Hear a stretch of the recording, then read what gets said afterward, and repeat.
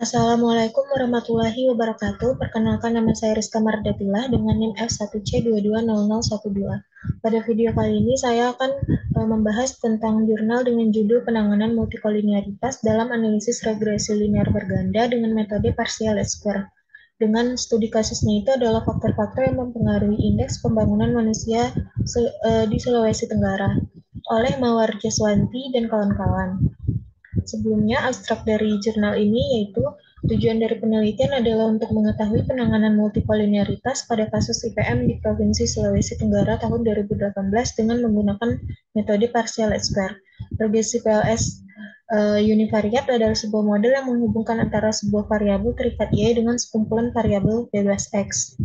Regresi PLS ini dapat diperoleh melalui regresi sederhana maupun regresi berganda dengan mengambil kesimpulan dari uji signifikansi. Uji signifikansi tersendiri bertujuan untuk memilih variabel bebas pembangunan komponen PLS dan menentukan banyaknya komponen PLS yang terbentuk. Tujuan PLS adalah untuk membentuk komponen yang dapat menangkap informasi dari variabel bebas untuk memprediksi variabel terikat.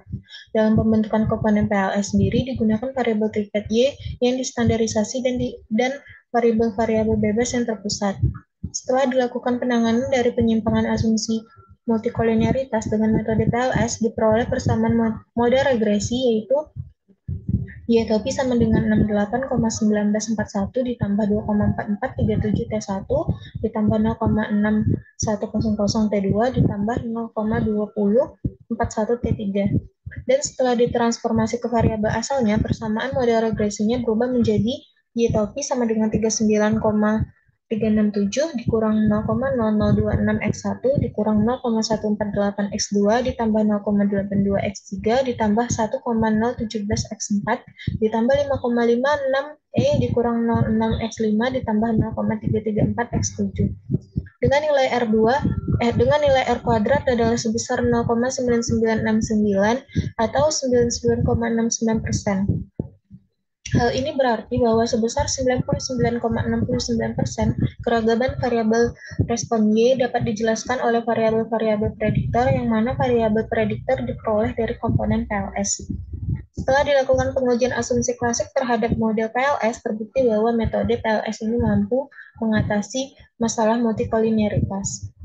Sebelumnya, pendahuluannya untuk memperoleh koefisien regresi yang bersifat base linear unbased estimate atau BLUI, metode kuadrat terkecil membutuhkan asumsi-asumsi klasik. Salah satu asumsinya adalah tidak terjadinya multikolinearitas, yaitu adanya korelasi antara variabel bebas. Salah satu penyebab terjadinya multikolinearitas ini adalah karena terlampau kecilnya jumlah pengamatan yang akan dianalisis dalam model regresi. PLS atau partial least square merupakan metode yang mengkombinasikan sifat-sifat dari metode prinsipal komponen analisis atau PCA dan regresi linear berganda. Metode PLS ini mereduksi dimensi variabel-variabel bebas dengan dimensi yang membentuk variabel-variabel baru yang merupakan kombinasi linear dari variabel-variabel bebas dengan dimensi kecil. Kemudian menggunakan metode OLS dalam mengestimasi variabel baru tersebut. Nah, kemudian data yang diambil untuk penelitian ini adalah data sekunder berupa publikasi dari BPS. Data itu tentang indeks pembangunan manusia atau yang sering disebut dengan IPM di Provinsi Sulawesi Tenggara pada tahun 2018. Selanjutnya akan dianalisis menggunakan analisis regresi berganda untuk memperoleh model dugaan hubungan antara variabel terikat dengan variabel bebas. Nah, kemudian prosedur penelitiannya, langkah-langkah yang diambil yaitu yang pertama, peneliti mendeskripsikan variabel penelitian, kemudian melakukan uji korelasi Pearson antara variabel bebas, kemudian melakukan pemodelan regresi berganda dengan MKT, dan melakukan pengujian asumsi klasik regresi linear berganda. Selanjutnya, menerapkan metode partial least square apabila terjadi multikolinearitas dengan langkahnya yang pertama, melakukan variabel bebas dan variabel terikat. Yang kedua, pembentukan komponen PLS pertama atau T1 dengan cara dilakukan regresi terhadap masing-masing XJ untuk mengetahui variabel yang signifikan membangun komponen PLS pertama. Kemudian dilakukan uji signifikansi masing-masing XJ. Selanjutnya menghitung nilai korelasi XJ, Y, kemudian membentuk komponen PLS pertama. Selanjutnya, yang ketiga, pembentukan komponen PLS yang kedua atau T2. Sebelum dilakukan pembentukan komponen PLS kedua, terlebih dahulu diperiksa apakah komponen kedua masih diperlukan atau tidak dengan meregresikan variabel terikat yang telah dibekukan terhadap T1 dan masing-masing variabel XJ. Variabel yang digunakan adalah variabel yang signifikan membangun komponen PLS kedua. Apabila pada tahap ini masih ada variabel yang signifikan, maka akan dihitung komponen PLS kedua dengan cara melakukan uji signifikansi masing-masing XJ, kemudian menghitung nilai korelasi X1J, Y, dan membentuk komponen PLS kedua. Selanjutnya, perhitungan komponen PLS berhenti jika tidak ada variabel bebas yang signifikan membangun komponen PLS. Langkah keenam yaitu meregresi variabel terikat Y dengan komponen baru yang diperoleh dari metode PLS. Selanjutnya, menguji asumsi regresi linear berganda dan melakukan transformasi komponen PLS ke variabel asli. Nah, setelah itu didapatkan kesimpulan hasil yang diperoleh. Kemudian hasil dan pembahasannya. Pada gambar 4.1 ini adalah data IPM manusia Sultra tahun 2018 di Kabupaten Adakota, Sulawesi Tenggara. Gambar ini menerangkan bahwa tingkat IPM kabupaten kota di Sulawesi Tenggara relatif sama dengan angka IPM tertinggi, yakni di kota Kendari sebesar 82,22. Indeks dan angka IPM terendah yakni di Kabupaten Buton Selatan sebesar 63,46. Berdasarkan data IPM di Sulawesi Tenggara tahun 2018, maka dapat diperoleh hasil analisis statistik deskriptif pada tabel 4.1. Nah, setelah mendeskripsikan data tersebut, rata-rata indeks pembangunannya di Sulawesi tahun 2018 adalah sebesar 68,19 dengan keragaman sebesar 22,80. Variansi yang tinggi pada variabel kepadatan penduduk atau X1, penduduk usia 15 yang bekerja itu sebagai X5 dan pengeluaran per kapita X7 menunjukkan besarnya keragaman dari masing-masing wilayah. Untuk melihat pola hubungan antara variabel bebas X dengan variabel terikat Y dapat dilihat dengan menggunakan diagram pencar, seperti gambar 4.2. Kemudian gambar itu menunjukkan diagram pencar antara variabel terikat terhadap masing-masing variabel bebas. Garis lurus itu menunjukkan hubungan antara variabel di mana jika kemiringan garis tersebut meningkat kiri dan kanan, maka hubungan antar variabel bersifat positif. Jika kemiringan garis menurun dari kiri ke kanan, maka hubungan antar variabel bersifat negatif.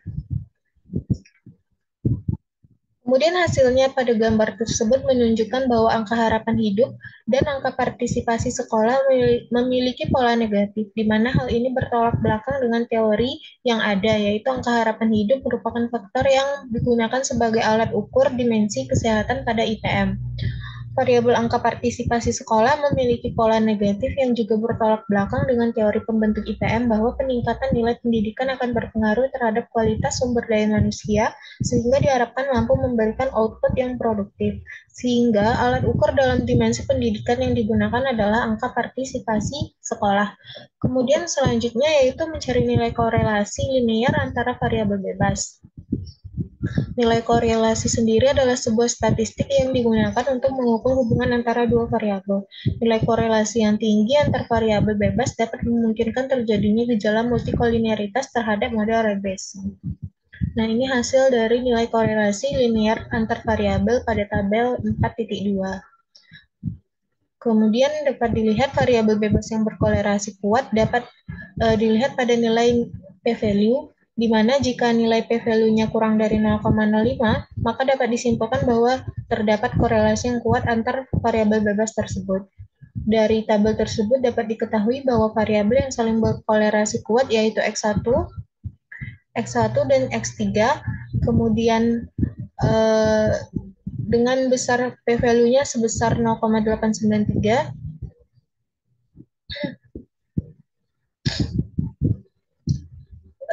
dengan nilai p-value-nya sebesar 0,00, kemudian X1 dan X4 sebesar 0,792 dengan p-value-nya 0,00. Kemudian estimasi parameter regresi dengan metode kuadrat terkecil. Untuk mendapatkan model regresi linear berganda dilakukan estimasi dengan menggunakan metode kuadrat terkecil atau MKT. Metode ini adalah metode yang meminimumkan jumlah kuadrat galat. Hasil estimasi parameter regresi dengan metode kuadrat terkecil dapat dilihat pada tabel 4.3. Dari hasil tersebut diperoleh model regresi linear berganda yaitu topi sama dengan 3,914 dikurang 1,170 dikurang 0,3x1 dikurang 4,585 dikurang 01x2 ditambah 1,260x3 ditambah 1,195x4 ditambah 4,257x5 dikurang 4950x6 ditambah 1,072x7 dikurang 3,084 dikurang 02x8. Kemudian masuk ke uji asumsi klasik regresi linear berganda. Yang pertama itu uji normalitas. Uji normalitas sendiri adalah uji yang dilakukan untuk mengetahui apakah data berdistribusi normal atau tidak. Nah, uji normalitas ini dilakukan pada nilai galat atau residuals model regresi. Metode uji normalitas yang digunakan dalam penelitian ini adalah uji Kolmogorov-Smirnov. Hasil ujinya dapat dilihat pada tabel 4.4. Kriteria pengambilan keputusan dari uji ini adalah tolak Hanel apabila statistik hitung Kolmogorov-Smirnov lebih kecil dari tabel kritis Kolmogorov-Smirnov, atau jika p-value-nya lebih besar dari 0,05. Diketahui bahwa nilai pada tabel kritis Kolmogorov-Smirnov dengan taraf nyata alfa sama dengan 0,05 dan n-nya sama dengan 17 adalah sebesar 0,318. Pada nilai tabel ini lebih kecil dari nilai statistik itu yang diperoleh, yaitu sebesar 0,94022 dengan p-value-nya sebesar 0,150 lebih besar dari 0,05, sehingga Hanel diterima yang berarti bahwa data berdistribusi normal. Selanjutnya ada uji autokorelasi. Uji autokorelasi ini sendiri bertujuan untuk menguji apakah dalam model regresi linear ada korelasi antara residual pada periode T dan pada periode T dikurang 1. Hasil uji autokorelasi dapat dilihat pada tabel 4.5 dengan menggunakan uji Durbin-Watson. Tabel di atas memperlihatkan hasil uji Durbin-Watson yang diperoleh adalah sebesar 2,403. Tabel Durbin-Watson dengan K sama dengan 8 dan N sama dengan 17 diperoleh DL sama dengan 0,451 dan DU-nya 2,536. Sehingga memenuhi kondisi DL kecil D besar kurang dari DL kecil dari DU, kecil dari sama dengan DU. Sehingga memenuhi kondisi D besar dari atau sama dengan DL dan kecil dari atau sama dengan DU. Dalam kaidah pengambilan keputusan, jika kondisi tersebut, maka uji autokorelasi ini tidak menghasilkan keputusan apapun. Selanjutnya, uji heteroskedastisitas. Uji yang digunakan untuk mendeteksi adanya gejala heteroskedastisitas adalah model uji Gleiser. Uji ini dilakukan dengan cara meregresikan nilai mutlak residual dengan variabel bebas. Hasil ujinya dengan menggunakan uji Gleiser dapat dilihat pada tabel 4.6. Dari tabel tersebut dapat diketahui bahwa nilai T alfa per 2 DF untuk alfa sama dengan 0,025 dengan DF-nya 9 adalah sebesar 2,306. Berdasarkan kaidah keputusan tolak Hanel, jika T lebih besar dari 2,306 atau jika p-value-nya lebih kecil dari 0,05, nilai T hitung yang diperoleh pada tabel 4.6 tidak ada yang melebihi 2,306 sehingga terima Hanel yang berarti tidak terdapat gejala heteroskedastisitas dalam model regresi. Yang keempat, uji multikolinearitas. Uji multikolinearitas adalah uji yang dilakukan untuk melihat adanya hubungan linear antara variabel bebas. Dalam analisis regresi, adanya hubungan linear antara variabel bebas dapat menyebabkan hasil estimasi OLS menjadi berbias. Salah satu cara yang dapat dilakukan untuk mengukur adanya gejala multikolinearitas adalah dengan nilai FIV. Tabel 4.7 menunjukkan nilai FIV model regresi menggunakan MKT. Hasil output pada tabel 4.7 memperlihatkan bahwa telah terjadi multikolinearitas pada variabel X1 karena mempunyai nilai FIV lebih dari 10, yaitu 11,57. Dengan demikian, dapat disimpulkan bahwa terjadi multikolinearitas pada model regresi berganda, sehingga perlu dilakukan penanganan multikolinearitas dengan menggunakan metode partial least square atau PLS. Nah, selanjutnya penerapan metode partial least square pada model regresi. Yang pertama, membentuk komponen PLS pertama atau T1. Sebelum membentuk komponen pertama, terlebih dahulu variabel terikat Y terstandarisasi diregresikan terhadap masing-masing variabel bebas XJ dengan J-nya 1, 2 hingga K. Untuk mengetahui variabel-variabel manakah yang signifikan membangun komponen PLS pertama, berikut adalah hasil signifikan masing-masing variabel XJ pada tabel 4.8. Nah, uji signifikan pada taraf nyata 5% menunjukkan bahwa variabel X1, X2, X3, X4, dan X7 signifikan membangun komponen PLS pertama karena nilai p-value dari variabel tersebut kurang dari 0,05. Dengan menggunakan persamaan 2.13, perhitungan komponen PLS pertama adalah sebagai berikut. T1 sama dengan 1 per akar dari sigma dari korelasi XJ Y kuadrat dengan J-nya sama dengan 1 hingga P dikali sigma dari korelasi XJY dikali XJ bintang dengan J-nya 1 hingga P. Dengan XJ bintang adalah variabel bebas yang telah terstandarisasi yang dapat dilihat pada lampiran kedua. Nilai korelasi XJY dapat dilihat pada tabel 4.9. Berdasarkan tabel itu, maka komponen PLS pertama yang terbentuk adalah sebagai berikut. Dengan hasilnya itu T1-nya 0,446 X1 bintang ditambah 0,391 X2 bintang ditambah 0,436 X3 bintang ditambah 0,466 X4 bintang ditambah 0,4917 X7 bintang. XJ bintang adalah variabel bebas yang terstandarisasi dalam hal ini. Berdasarkan tabel 4.1, nilai rata-rata dan variansi masing-masing variabel bebas dapat diperoleh T1 sama dengan 1,23 ditambah 0,0014 X1 ditambah 0,242 X2 ditambah 0,369 X3 ditambah 0,374 X4 ditambah 0,241 X7. Kemudian diperoleh nilai T1-nya itu sebagai berikut pada tabel 4.10. Ini adalah nilai komponen PLS pertama. Selanjutnya menentukan komponen PLS kedua atau T2. Pada proses sebelumnya, langkah pertama yang dilakukan yaitu dengan memeriksa apakah komponen kedua ini masih diperlukan atau tidak. Pemeriksaan ini dilakukan dengan cara meregresikan variabel Y yang telah terstandarisasi terhadap T1 dan masing-masing XJ. Variabel XJ yang digunakan juga merupakan variabel yang signifikan dalam pembangunan komponen PLS kedua. Hasil uji signifikansi dari regresi Y terhadap T1 dan masing-masing XJ dapat dilihat dalam tabel 4.11. Pada tabel itu ternyata masih ada variabel yang signifikan membangun komponen PLS kedua yaitu X1, X5, dan juga X7. Untuk menghitung PLS kedua diperlukan nilai residu yang dihasilkan dari persamaan regresi antar masing-masing variabel XJ terhadap T1.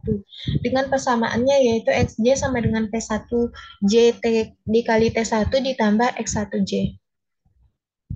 Di mana X1J ini adalah nilai residual dari regresi XJ terhadap T1 dan P1J, adalah koefisien regresi dari masing-masing XJ terhadap T1.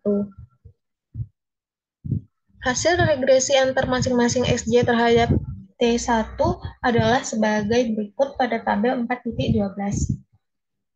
Kemudian nilai residual yang telah diperoleh pada lampiran 3 akan dicari nilai koefisien korelasinya yang dapat dilihat pada tabel 4.13. Komponen PLS kedua dapat dituliskan sebagai berikut, yaitu T2 sama dengan 1 per akar dari sigma dari korelasi X1J, Y kuadrat untuk J-nya sama dengan 1 hingga K dikali sigma korelasi X1J, Y kuadrat dikali X1J bintang untuk J1 hingga K. Di mana J1, X1J bintang adalah nilai X1J yang sudah distandarisasi. Perhitungan komponen PLS kedua hanya menggunakan variabel bebas yang signifikan membangun komponen PLS ini. Perhitungannya dapat dilihat sebagai berikut, dengan hasil T2-nya sama dengan minus 0,624 X11 bintang ditambah 0,4688 X15 bintang ditambah 0,625 X17 bintang. X1J bintang adalah nilai X1J yang distandarisasi. Dalam hasil ini persamaannya diperoleh T2 sama dengan minus 0,6241 dikali X1 dikurang 156,75 T1 dibagi akar dari variansi X11 ditambah 0,4687 88 X5 dikali X5 dikurang 2490 T1 per akar dari variansi X15 ditambah 0,625 dikali X7 dikurang 0,9134 T1 dibagi variansi dari X1 akar dari variansi X17. Diketahui bahwa variansi X11 itu sama dengan 16868,68, variansi X15-nya 18461583322 dan variansi X17-nya 1,0777769 sehingga dapat dituliskan bahwa persamaan PLS kedua sebagai berikut ini.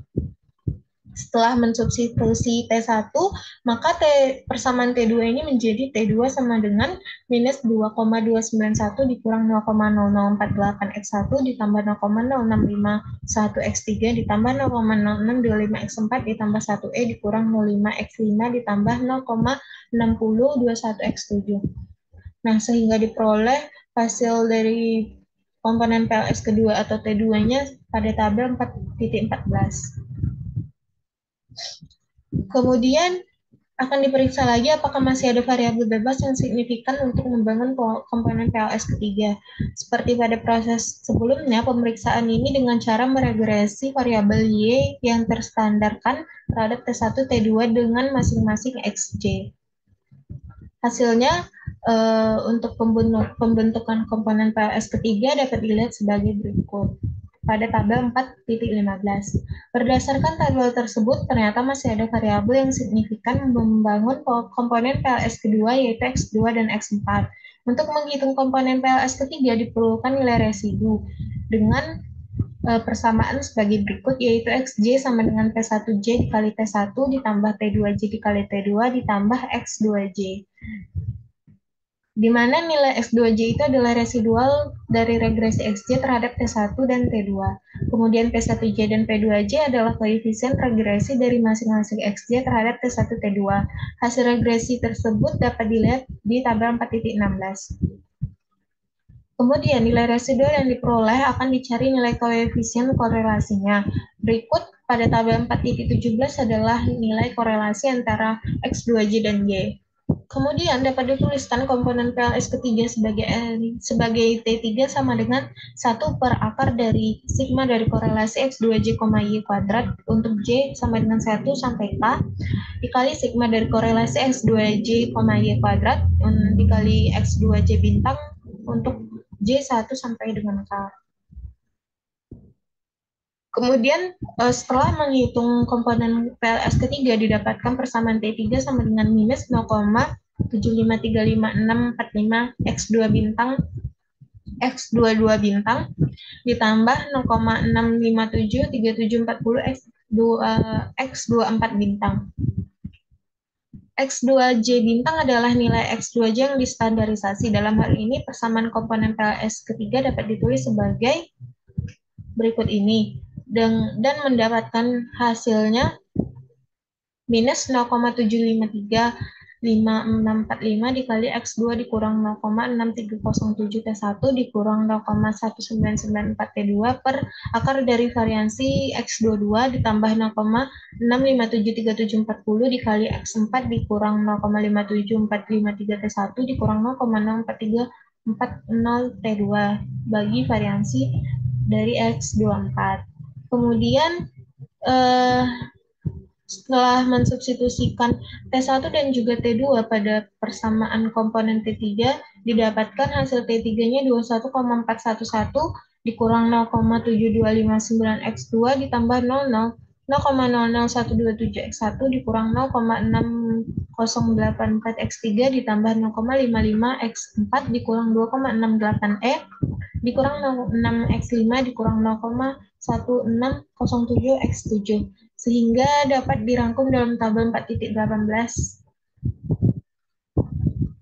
Selanjutnya diperiksa lagi apakah komponen keempat ini masih diperlukan dengan cara meregresikan Y terstandar terhadap T1, T2, dan juga T3. Dengan cara yang sama, didapatkan komponen dengan cara yang sama didapatkan hasil uji signifikansi masing-masing XJ, T1, T2, dan T3 untuk pembentukan T4 seperti ini. Nah, pada tabel 14 menunjukkan bahwa taraf nyata 0,05 semua variabel bebas sudah tidak ada yang signifikan membangun komponen PLS keempat, sehingga perhitungan berhenti di komponen PLS ketiga. Lalu didapatkan hasil komponen PLS baru pada tabel 4.20, yaitu ada T1, T2, dan juga T3. Dari hasil yang diperoleh akan ditunjukkan bahwa masing-masing komponen saling ortogonal. Komponen T1, T2, T3 dikatakan saling ortogonal jika T1, T2 sama dengan 0, T1, T2, T3 sama dengan 0, dan T1, T3 sama dengan 0. Setelah dicari, diperoleh komponen PLS baru, kemudian terikat I diregresikan terhadap komponen baru PLS yang diperoleh. Model persamaan regresi linear antar komponen baru PLS terhadap variabel terikat Y sebagai berikut, yaitu Y topi sama dengan 68,1941 ditambah 2,4437 T1 ditambah 0,6100 T2 ditambah 0,2041 T3 sehingga diperoleh model regresi PLS. Maka langkah selanjutnya adalah menyelidiki apakah model regresi tersebut memenuhi asumsi klasik. Kemudian akan dilakukan uji asumsi klasik kembali. Yang pertama itu uji normalitas.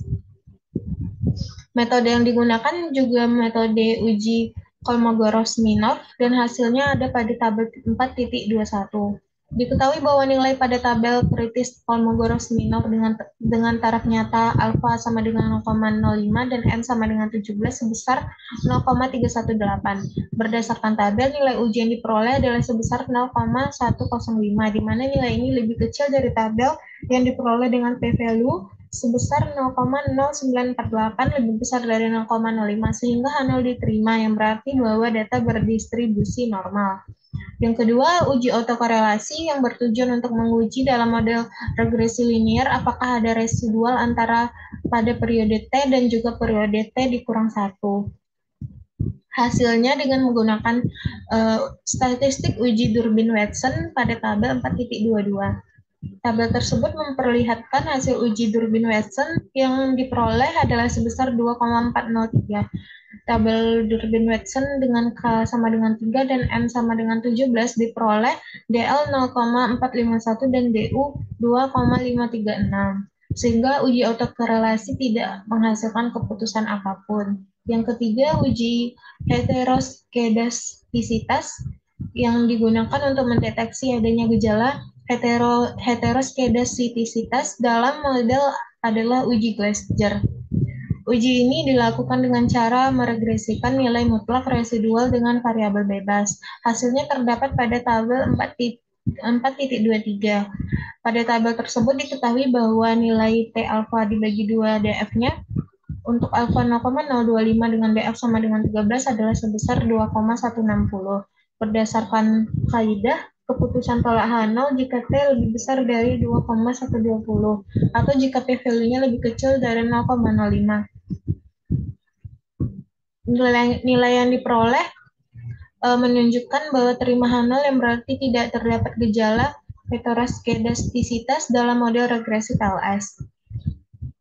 Uji selanjutnya yaitu uji multikolinearitas bertujuan untuk menguji apakah ada model regresi terdapat korelasi antara variabel bebas. Hasilnya dapat dilihat pada tabel 4.24. Komponen PLS bersifat ortogonal, saling tidak berkolerasi satu sama lain, maka asumsi multikolinearitas pada model regresi PLS teratasi. Hal ini bisa dilihat pada tabel 4.24 di atas yang menunjukkan bahwa FIV dari masing-masing komponen PLS sebesar 1. Selanjutnya, uji signifikansi mode regresi PLS. Yang pertama itu uji F. Setelah memperoleh penduga parameter PLS dan telah memenuhi uji asumsi klasik, maka akan diuji apakah koefisien regresi yang diperoleh berpengaruh signifikan. Uji pertama yaitu adalah uji F dan didapatkan hasil pada tabel 4.25.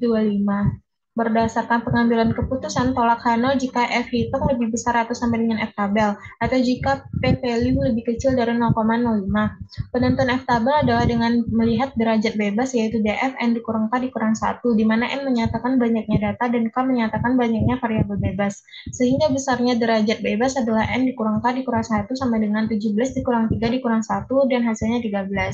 Nilai F tabel dengan DF 13 dan K sama dengan 3 adalah sebesar 3,41. Berdasarkan tabel 4.24, nilai F hitung yang diperoleh lebih besar dari 2,43 sehingga tolak Hano yang berarti bahwa pada taraf nyata 5% komponen PLS secara bersama-sama mempengaruhi signifikan terhadap variabel terikat Y. Selanjutnya uji T.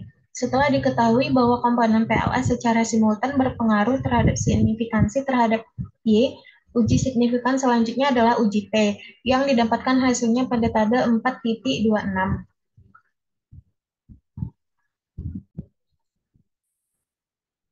Dari tabel 4.26 di atas diketahui bahwa nilai T alfa per 2 DF-nya untuk alfa 0,025 dan DF sama dengan 13 adalah sebesar 2,160. Hal ini berarti tolak Hano jika T lebih besar dari 2,160 atau jika P-value-nya lebih kecil dari 0,05. Nilai T hitung yang diperoleh tidak ada yang lebih kecil dari 2,160 dengan P-value-nya kurang dari 0,05 sehingga tolak Hano yang berarti bahwa pada taraf nyata 5% semua komponen PLS berpengaruh signifikan terhadap variabel Y. Proses selanjutnya adalah transformasi komponen PLS ke variabel asli. Setelah mendapatkan model regresi PLS, yaitu Y topi sama dengan 68,1941 ditambah 2,4437 T1 ditambah 0,61 T2 ditambah 0,2041 T3. Dengan T1-nya, T1 hingga T3-nya adalah persamaan-persamaan yang diperoleh dari pencarian komponen pada PLS tadi. Maka diperoleh model persamaan regresinya dengan memasukkan nilai T1 hingga T3 ke model regresi PLS, sehingga didapatkan Y topinya sama dengan 39,367 dikurang 0,0026 X1 dikurang 0,148 X2 ditambah 0,82 X3 ditambah 1,017 X4 ditambah 5,56 dikurang 06 X5 ditambah 0,334 X7. Ukuran kebaikan model regresi dapat diukur dari nilai koefisien determinasi. Koefisien determinasi dari model regresi PLS adalah sebesar 0,9969 atau 99,69%. Hal ini menunjukkan bahwa sebesar 99,69% keragaman variabel terikat Y mampu dijelaskan oleh komponen PLS sebagai variabel bebasnya. Kesimpulan dari jurnal ini berdasarkan hasil pendungan parameter regresi linear berganda dengan metode kuadrat terkecil pada kasus IPM tahun 2018 diperoleh model regresinya seperti yang sudah didapatkan. Kemudian setelah penanganan dari penyimpangan asumsi multikolinearitas dengan metode PLS diperoleh persamaan model regresi seperti di atas yang tadi, dan juga setelah ditransformasi didapatkan hasilnya seperti yang baru saja dicari, dengan nilai R kuadratnya sebesar 0,9969 atau 99,69%. Hal ini menunjukkan bahwa sebesar 99,69% keragaman variabel respon Y dapat dijelaskan oleh variabel-variabel prediktor, yang mana variabel prediktor sendiri diperoleh dari komponen PLS. Setelah dilakukan pengujian asumsi klasik terhadap model PLS, terbukti bahwa metode PLS ini mampu mengatasi masalah multikolinearitas. Sekian penjelasan dari saya. Apabila ada kesalahan, saya mohon maaf. Wassalamualaikum warahmatullahi wabarakatuh.